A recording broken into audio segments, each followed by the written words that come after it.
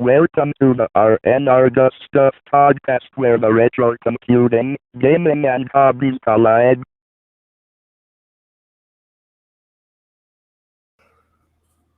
Hello, everybody. Welcome back to the studio. Here we are for another settling adventures. What are we going to go populate and what are we going to go find? How are you doing this evening, Rich? I'm doing great, Ryan, and you are just the host with the most. You jumped right into this one. Dear audience, we take a break, we get ready before we go to start, and Ryan just was like, pow, ready to go tonight. So I think we probably got some good things to chat about. And you know what's got you kind of happy? What's going on over in your world, Ryan, with this retro stuff? Well, I've got a little motivation.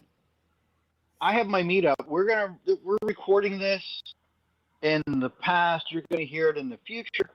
My meetup will have happened by the time this episode drops. But there's prep work for my local meetup. I'm planning on taking the Amiga 4000 barn find, Texas barn find, to my meetup. But you know what that means? I got to finish restoring it.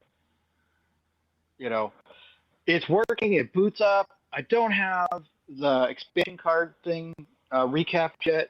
That's going to be after this recording. I got to get the floppy drive all ready to go. I want to put a network card in it that I have, and I'm going to take a router to bridge to the internet at the library. But the reason I want to do that is I want to take a pre-alpha version of A-Mail with me and see if I can get it to work. That is awesome. On this 4000. Yeah. That is awesome. That's the plan. That is really fun. So, can I add more to your list? So yeah, of course, do it. You need to print out a few of the pictures that I'd sent over about what it looked like. How about that? Do you know what I'm saying? Do that. And because those pictures show how ugly everything was. And I think that adds a lot to this story. That, you know how you guys do little place cards, or even you can just lay down some papers near your 4000. Yeah. Dude, just print out a couple of those photos. Say, call it, Barn Find Amiga. And people will be like, holy smokes, bro, this motherboard had a mud dauber's nest on it? Oh, yeah, it was definitely. It was a thing. It's a lot of cleaning, a lot going on, broken tray. There's been lots of stuff happening here. I know I've talked about this probably for, 2 months now. I've been working on this thing. Yeah. And finally, I got my motivation to go finish it, and let's go get it done. So I can go play with it, and I want it to be a travel 4000 that I'll take with me. It is super yellowed, and I don't care. I'm letting – this is how it aged. We age how we age. We're going to go work. As long as we're functioning. I got a question for you and all the listeners. I remember back in the day with LAN gaming and having fun like that, people would often get a handle and screw it onto the top of their case so they could travel with it easier. Did you ever do that, Ryan? Were you ever a LAN gamer like that you moved machines and were like, dude, I just need an easy way to pick this PC up? No, I've never seen a handle on a case before. We would just take our stuff when we'd be carrying trips back and forth in and set it all up. The CRTs are not light. No, that was actually the harder part. Yeah, the CRT was way worse. And you don't want to drop one because then there's glass everywhere. Yeah, no good for that. So I did a couple, but not a ton of them. I was from a really small area, so that wasn't really a big thing to do at that point. But I know I've done a couple. I don't know if I did them on when I was doing Amiga stuff. Yeah, no, it was more of a PC time. Yeah. Yeah. Just curious. We're doing it. Warcraft 2 is one I remember quite a bit, and playing that a little bit over the internet. Because there was some program that would let you convert that IPX and wrap it into a TCP IP connection to ship it over the internet so you could get off of the local LAN. That's cool. Yeah, definitely. So it's there was times. That was a thing. I like more being at home and calling or dialing or doing something like that. But it's great stuff. Now, I became motivated. How are you doing? I don't know that I've seen a video from you in a while, man. Ryan, I lost my mojo for a little bit. And I've done this before. I've done this before with the channel that I'm like rock solid for months and months, and then I just disappear. And then I come back and I'm rock solid. I went down to edit some video that I had, and I realized my intro, my part 1 video for the C64 emulation system, CyberDeck, that I'm going to be making had no audio. So I'm going to re-record that tonight and get back on track, man. I'm going to get back on track. Okay. The Ultima 2 has just got me so motivated that I'm getting back on track in the shop. I'm going to re-record that video. So everyone who watches it, I'm just going to have to fake I'm happy it worked, because I know it works, because I already got through it once. Oh, nice. So Nice. I know I'm going to have a successful video for once, instead of, I'd say 50% of my videos end with, okay, well, that didn't work. I'll see you next week. And so this one's at least going to end with, hey, this all works. Awesome. High fives. And we get to move on. So hopefully it'll be a good one. And that'll get me back into track and doing things in the shop again. I got a bunch of VIC-20s to get to. The SX64s need to come back on the bench. I got a keyboard I need to work on. Maybe I'll do that after I record, is start a laundry list. Because that's the other thing. I have so many little projects. I don't have a list of them. Maybe a list would make me more productive. Do you make lists, Ryan, or are you just kind of grabbing stuff? This is my workspace. So if it's sitting on my workspace, I need to finish the thing on my workspace. Dear listener, what I'm looking to is a part of my desk that'll hold a PC and my Amiga and something. You have a whole garage workspace of stuff. For me to do something, it's here. And this is on the other part of my desk is where my main computer is. So if I'm on my main computer and I look over, I see the project all the time that I'm not working on. It's a different setup. It's just sitting here going, you're going to get back to me? Are you ever coming back? Are you ever going to do this? Yeah. Got to move it off. That's different. Yeah, got to move it off the table. Mine, I can close the door and never see it. So I think we'll be in good shape. But hopefully your motivation is bleeding over to me and I can start getting back on some other bigger projects. That doesn't mean I haven't been doing things. I've been a busy boy. I've been, that Ultimate 2 is going to make it into every podcast for like the next 6, I have a feeling, Ryan, because I'm uncovering little bits of what it does every week. And I'm just getting happier and happier with this purchase. Well, what have you been doing with it since the last time we talked? Dude, printing. So longtime listeners will remember a while back, I thought of ways to incorporate my Commodore in my life a little bit more and, make it more than just a game machine. And I went to SwiftCalc and I started putting my budgeting in. And it's really funny because it's kind of like, man, if you had to think about a system no one could hack, right? C64, it's not on anything. So I was just using SwiftCalc. I would load it up and type in my stuff, and I would keep track outside. I'd come back and type things in. But I never had a printer. And the Ultimate 2 said it could be a virtual printer. So that is what I expanded on this past week. And Ryan, it didn't go well for like 3 days at all. Oh, no. Yeah, the documentation's okay. It's just I'm not that good. And so I kind of thought I read it. And then, as you know, I went and tried things. It didn't work. And I said, okay, I'm done for the night. Let me go play a game. And then the next night I did a little bit more because I actually read a little more. By the third night, I actually had it down. And it's amazing, dude. It prints it makes a ping file, right? A PNG. Makes a PNG file from what you print. You go print, you then go back to the cartridge, and you say flush or you dump the data.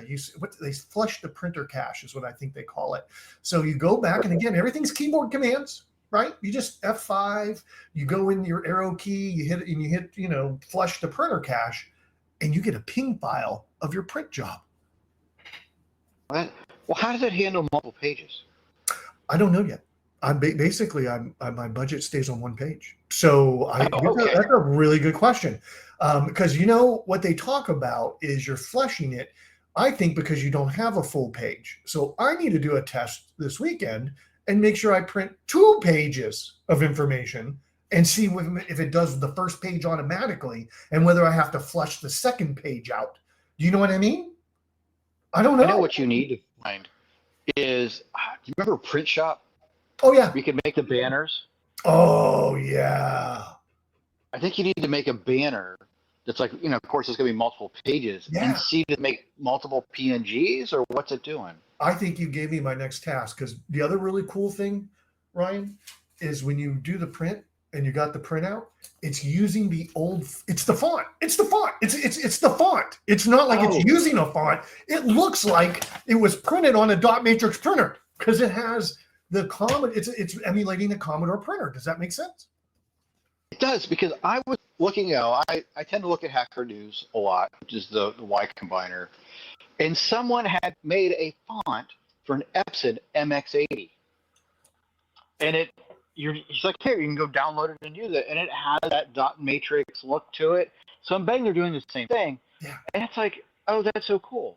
It's neat. It is. I just download it. But yeah, what? It's just neat, because when you get the paper out, it really feels like you're looking at something from the 80s. Yeah. Yeah, it's super cool. I was like, that's neat. I'm glad someone did it. I'm probably not going to use it, but I'm glad someone did it. Well, I think I talked last episode about wanting to explore the Wi-Fi, and I got off track on the printer. So the Wi-Fi is next on my list. So hopefully next podcast, I can report back about utilizing the Wi-Fi. And, unlike that other modem that you were here helping with, remember we kind of had to set the commands through the Procom interface, and we kind of had to tell it things through the Procom interface. I can't wait to see this, because you get a menu screen on your screen. You navigate with your keyboard, and it's doing a great job saving settings. And I'm going to just wrap up with the last thing is, I didn't realize how the SD card on the Raspberry Pi 41 was holding me back with the USB interface. Oh, dude, I just pop it out and I jump over to my Maxi, plug it in. I pop it out. I jump over to my Mac. I pop it in. I print out the ping file.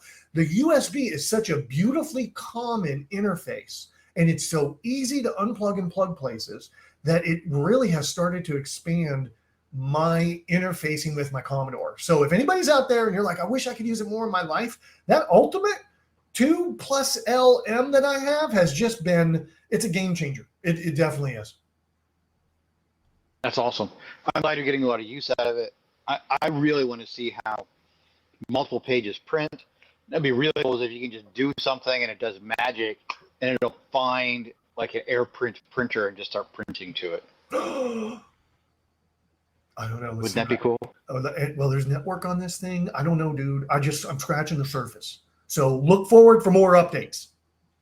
I'm definitely looking forward to that, because I have not actually tried to print anything for my Amiga either at this point. So I don't even know best ways to do that. So that may be something in my future, not immediate future, but in the future, to like, how do I do this thing? That's pretty cool. I like it. Now, I look forward to hearing way more about that thing. It looks like it's going to do an awful lot. I brought up the C64 Maxi, and something big happened today. Yes. What's it? Retro. What's the name of that company? Retro Limited. The same guys that make the C64 Maxi, the Mini, the A500 Mini. They made like an Atari. They make all these. They're making all these retro Minis and Maxis and all that good fun stuff. They just talked about the A1200. I'm gonna guess Maxi, because it has a working keyboard. Yeah. We don't know a lot about it at this point, because they have it under this piece of plexiglass or something at this European gaming conventions where they made this announcement. And it's like, oh, it looks cool. Everyone's like, what is it? Is it another, like ARM board inside of it? Is it going to be something FPGA, or, what game is coming with it? What's coming with this? We don't know, but they did hint that it's going to come with Settlers 2. And Settlers 2 is, I think, came out in 1996. My understanding was, from the little bit that I've read, it was supposed to have an Amiga and a PC release at the same time in '96. The Amiga release never materialized. Oh, wow. I did not know this lore. So this is an officially licensed thing using the officially licensed software, and they've ported it to the Amiga. It has some pretty high specs, though, to be aware. I'm not But playing it it is, on the from what 500. it is not running on your 500. No, no. So they're looking at it right now that it needs 32 meg of RAM or more.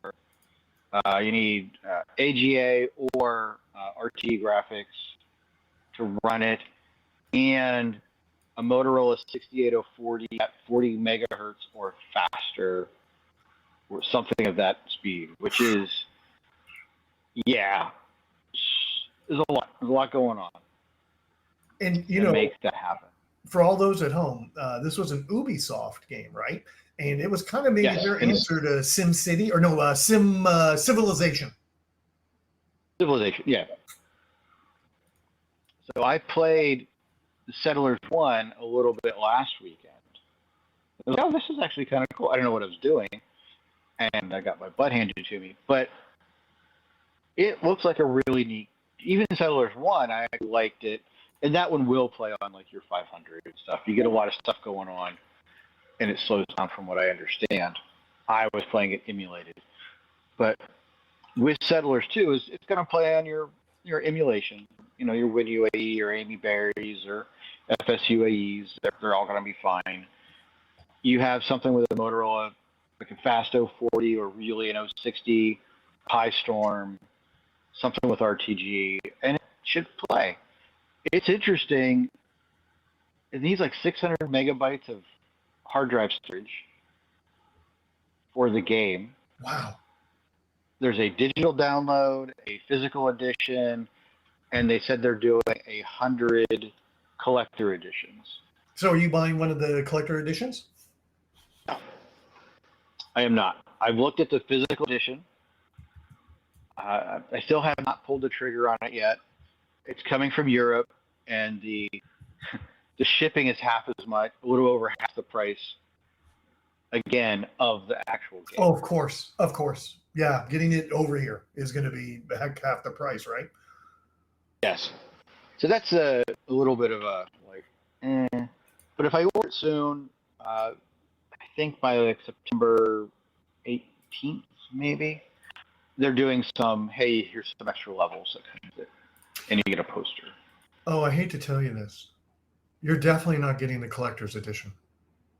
Did it sell out? It's already out of stock.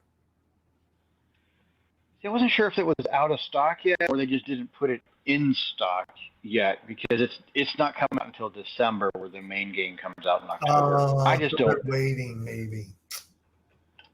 But they said they're going to make like 100 of them. It's supposed to be in some wood case. Cool. Like, it looks neat. I need that. I'm thinking of the physical box one. Yeah. Just to have something physical. But we're going to have to do an episode on what do you collect and why. Yeah. Where's that boundary? And how much do you go? I'm going to rewind us a minute. The A1200. I have a feeling, and by the way, everyone, I'm going to tell you, the C64 Maxi, get ready to listen. You ready? Yes. Those are the keys on it. It feels so good, Ryan. The keyboard is so crisp and sharp, and they replicated the keys so well that it's obviously better than the original, bread box. But it's so close that it feels that good. Is this A1200 even on your radar, or are you like, I'm not buying another box. I got the real boxes here. I don't know. I want to see the price point. I want to see what games are included with it. Those are the big things I want to understand: is the price point, what games are included, see some of the early reviews about it. I have an A500 Mini. I actually just put it back in the box, put it back in storage behind me, because I wasn't using it. but I now have the licenses for those games, and I supported those publishers and supported the Amiga projects. So that's kind of where I'm at. I'm not sure yet of what I'm going to do. I have two 1200s. Yeah, I could see with you having a couple of 1200s right now, and you have a different even environment at home than I have. I work from home, so my Maxi sits on the edge of my big desk, hooked up to its own little monitor when I want to, and sometimes at lunch or during a down period, I'll just turn it on and play with it. I'll just I'll do a few things at a micro adventure. I'll pop something up. It's real easy for me because it's HDMI out. It's USB powered. It's USB connectivity for the drive. It's so simple and easy to pop up real quick. You're not like that with your work environment. When you get home, your workspace is right there where your shop is with all your stuff, to where it's really easy for you to plug in and use things. Yeah, I'm not sure. We're going to see what software comes with it, what they're going to package with it, and that's going to be decided. And cost, availability. I'm not going to pay above retail for it. That's just not happening. Oh yeah. I don't care that much. And if the first run sells out right away, they'll do another one. I'll just have to wait 6 months, and it'll be fine.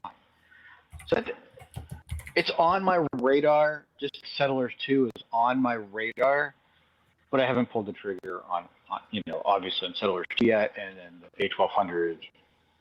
It's not supposed to come out till next year. I don't know when they're going to do orders, but the more information will come out in. They say like mid-October is what they're targeting. I can't wait to see. This is going to be exciting. This is some crazy news, just like the new Commodore 64 that we've never talked about. Yeah. We never talked about the new company yet, even. Yeah, I mean, Commodore, they bought 27 or 47 trademarks, and they've released this new Commodore 64 Ultimate, where, from what I read, this one's FPGA based. Oh, wow.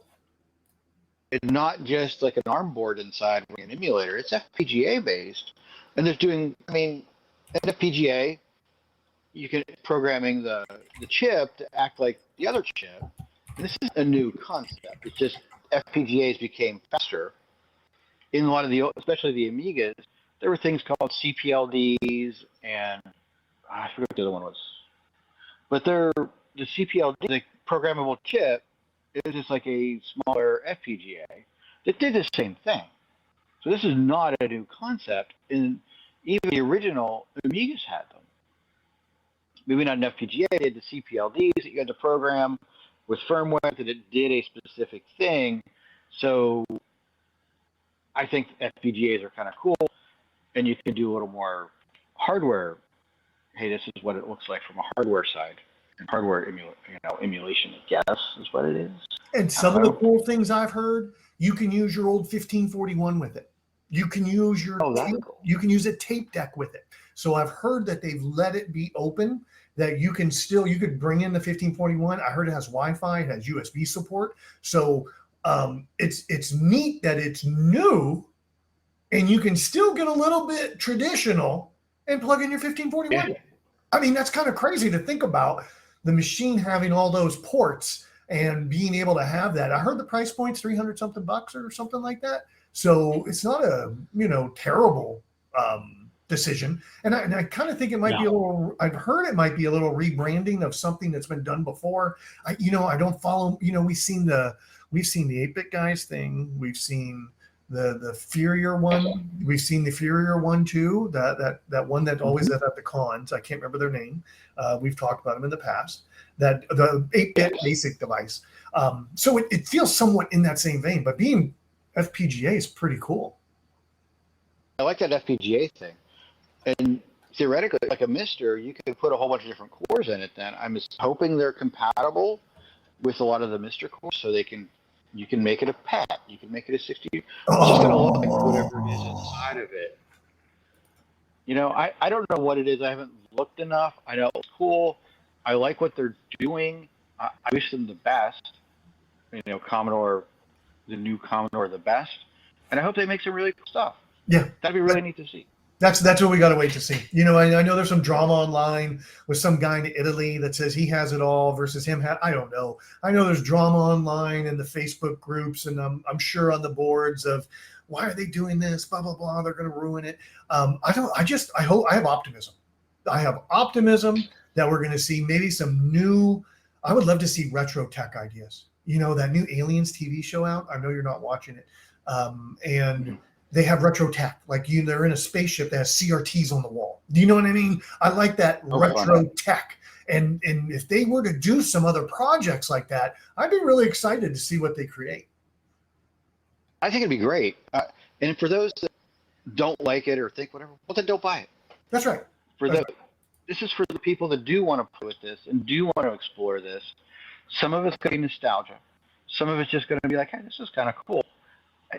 What? Because some of these machines, I know the 64 is not so bad yet, but some of this Amiga stuff, real physical hardware is unbelievably expensive. Yeah. Especially getting working stuff that's checked out, that's going to be fine, is really expensive. And I support anything because people making new software for it. Like I'm making email. I've seen plenty of games for the Amiga stuff coming out. Got Settlers, Worms is being re-released to director's cut. Oh, cool. He's sending. It's going to be the update. I think he's targeting November because that's the 30th anniversary of Worms. That's cool. I just listened to another podcast, the Retro Hour, and they had him on talking about a lot of it in the second half of their podcast. It was really interesting to hear his path through and his journey and what he did. So I'm all for new stuff coming out for these hardwares that have a special place in my heart. And I want to see young folks be excited about it. This is a place where you can wrap your head around what's going on in a computer versus some of the new ones like, an Apple Watch or a MacBook. I'm like, there's so much complexity in there. I don't know it all. And you can't. And you bring up this idea of these things being recreated and being available. If our kids ever said, oh, Dad, I want to use a Commodore 64, I'm going to rush over there with 15 things. I'm going to have it all plugged up and give them a tutorial, then send them on their way. Not all parents can do that. Not all parents have that knowledge or care or desire. And maybe these new emulated devices are opening a door for them, especially if they do things like they did with the 64 Ultimate, that you could get a disk drive eventually, or you could get it has the video output, bro. It has the video output port. So if you had it sounds like if you had a CRT, you could plug this into it with the C64 Ultimate. So that's a really good thought. I never thought about it like that till you started to tell that story, and I was like, oh yeah, I don't think about the kids whose parents aren't like us that use a soldering iron, that they'll go, let's get one, we'll fix it, Yeah. Or they're like, where do they find one? Most people aren't going to be plugged into our local retro groups like That's we true. are. Yeah. From the Dallas side meet and, DC Metro in the area. And even I'm missing stuff. This is like, oh, that's happening too. And for those want to go find something, I'm going to hijack us a little bit. There's Rob Smith from the UK created a website called Retro Directory, and you can put stuff in it like what retro things are going on, what's around you.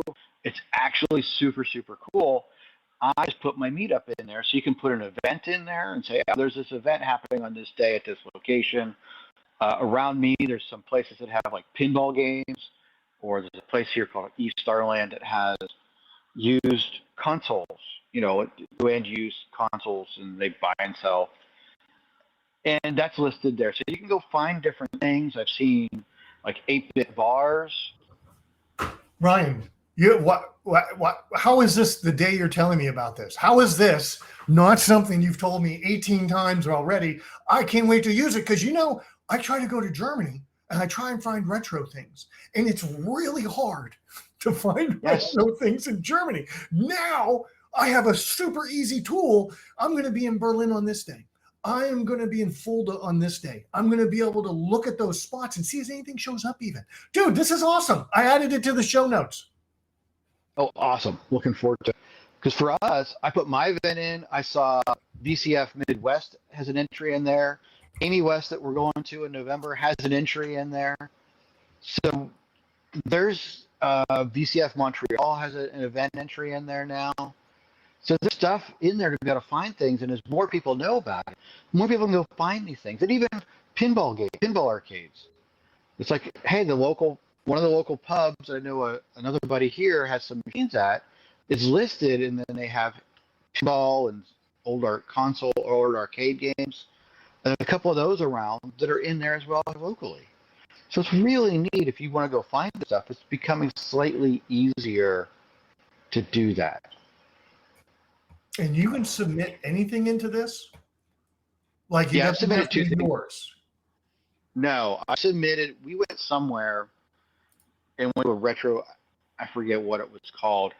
I submitted it because it wasn't on this thing yet, and they approved it and said, "Oh, here it is." It was like a restaurant that had some stand-up, had some arcade games, had some console stuff, and they had deals where you can get a burger and fries and like $10 in tokens to go play in their games. Cool. I just looked. Time Rift Arcade's not in there. Oh, it's not. Guess who's adding Time Rift Arcade? So yeah, I think you should add that. And even while we're on our travels, when we find things, we can always come back to the retro directory and just add them in for people, so that other people can experience the things we like. Yes, I think that's definitely a thing. I think that's an awesome service. I'm glad he's doing it, and that's pretty cool.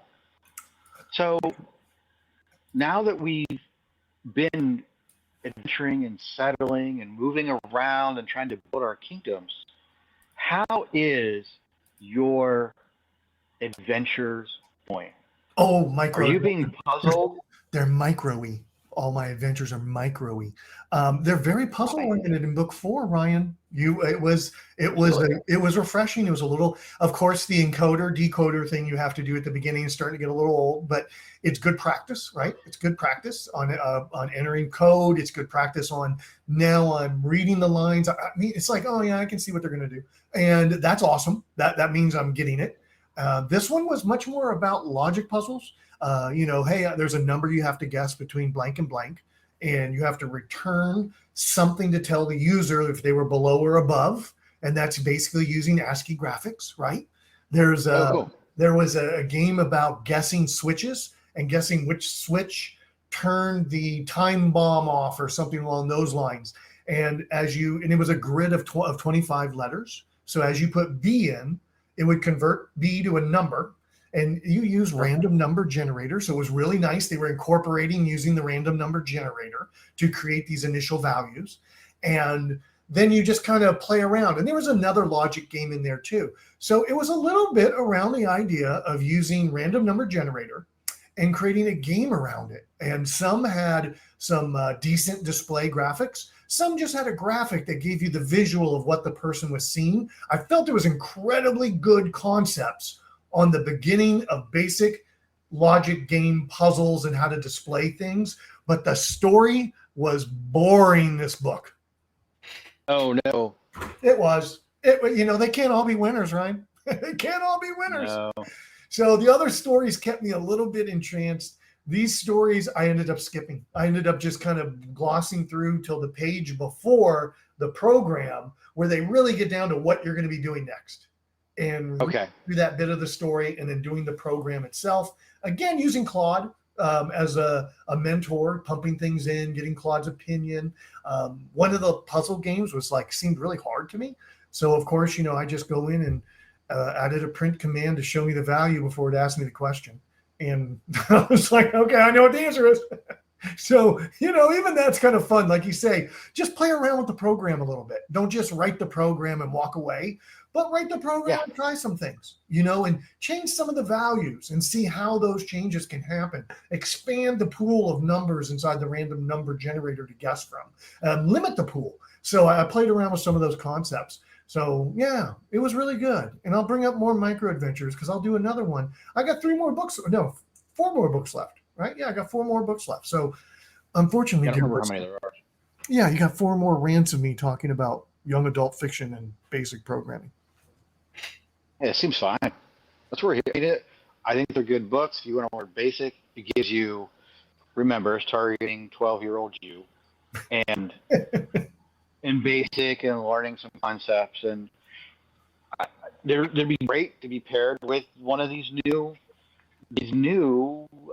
machines, right? Yeah, The Commodore 64 Ultimate yeah, or 64 Maxi or whatever, right? yeah, So learn some stuff. yeah. Have you been? I know you have a deadline coming up. How are you doing on your email? Emails been going really well. I've gotten quite a bit of stuff done. I can now, obviously, I can send email. I can reply to email, and it'll populate who from and put it in the to, and just put the subject in there from before. Cool. I'm syncing stuff to disk. I'm loading stuff from disk when it starts up instead of having to go out to the server, so it's a much faster load time. I've some slight bugs, like I'm putting the messages in reverse order from what they should be. Oops. That's a feature. It's Oh, a feature.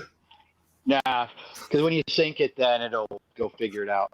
And if there's stuff on the server that's if I have extra stuff locally, it's not on the server, it'll delete the stuff locally and then put it back in sync with what's on the server. But that's actually a feature that I want that. Yeah. That's what it's supposed to do. Like I delete Yeah. something off the server, so I'm like, well, I don't want locally anymore, so it deletes the actual file, the file that the email's stored in. Otherwise, your And each data file email, would just keep getting bigger and bigger over the years, and you would never be able to clean it up. correct. And for those that have a 10,000 emails in their inbox, they're going to be super sad because it's going to take forever to download them all. And when you click it, it'll go out and go fetch the message, and then it'll show you the body of the message. But each email is its own file on disk within the Great. whatever. Great. You're getting there. You're going to hit this deadline, dude. I have no doubt in my mind you're submitting this. Oh yeah, no, the submitting is 100% guaranteed. Just what is the feature branch, the feature going to be at some point in time that I'm just going to go, yep, and we're done for a little bit. Because I spent a lot of time with this. And there's going to be a point where it's like, it's going to be good. Just like your videos, it's like, I need a little break to go do something else. But I'm really happy with it. I'm super excited. And a lot of stuff's going to be happening for what I want to do. It's going to be targeting my focus. But there's more for that to come. I'm hoping it goes well at the meetup. And for that, thank you all for coming along with us for this episode. And we'll see you on the next time. Bye.